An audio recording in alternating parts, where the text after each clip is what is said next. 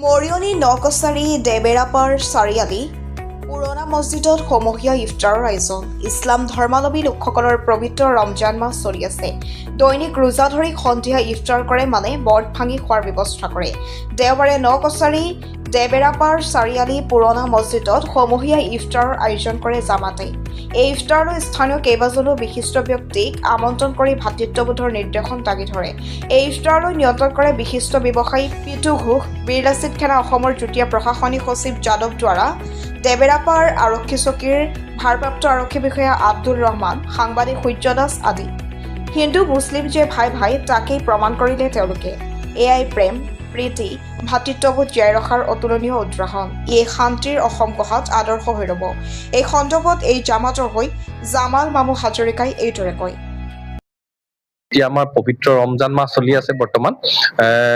এইখিনিতে আজি আমি 25 ৰোজাৰ দিনা, ৰমজানৰ দিনা আমি দেবেৰাপাৰ চাৰিআলি মছজিদ প্ৰাংগণত সমূহীয়া এক ইফতাৰৰ আয়োজন কৰিছিলো, আৰু তালৈ আমি বিভিন্ন জাতি ধৰ্ম বৰ্ণৰ ব্যক্তিসকলক আমন্ত্ৰণ কৰিছিলো আৰু অংশগ্ৰহণ কৰিবলৈ তেখেতসকলক নিমন্ত্ৰণ কৰি ইয়ালৈ মাতি আনিছিলো, আৰু তেখেত সকলোৱে আহি আজি আমি একেলগে একত্ৰিতভাৱে আজি আমি সমূহীয়া ইফতাৰত অংশগ্ৰহণ কৰোঁ।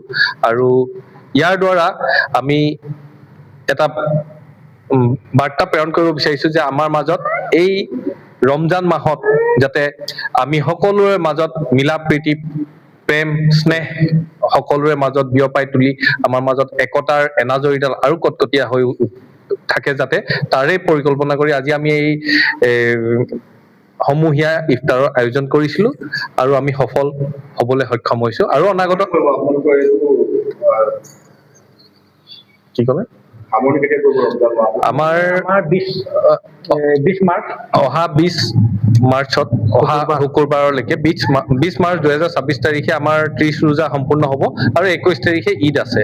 আৰু কিবা কাৰণবশতঃ যদি আমাৰ জোনটো যদি কেনেবাকে আগতীয়াকে দেখা পায়, তো তাৰ ওপৰত নিৰ্ভৰ কৰে ঈদৰ আমাৰ নিৰ্ভৰ কৰে ঈদটো। আমাৰ যিদিনাখন আমি নতুন জোন দেখা পাম, তাৰ পিছদিনাখনে আমি ঈদটো পালন কৰিম। ধন্যবাদ। মৰিয়নিৰ পৰা সূৰ্য দাসৰ ৰিপৰ্ট, এন এক্সপ্ৰেছ।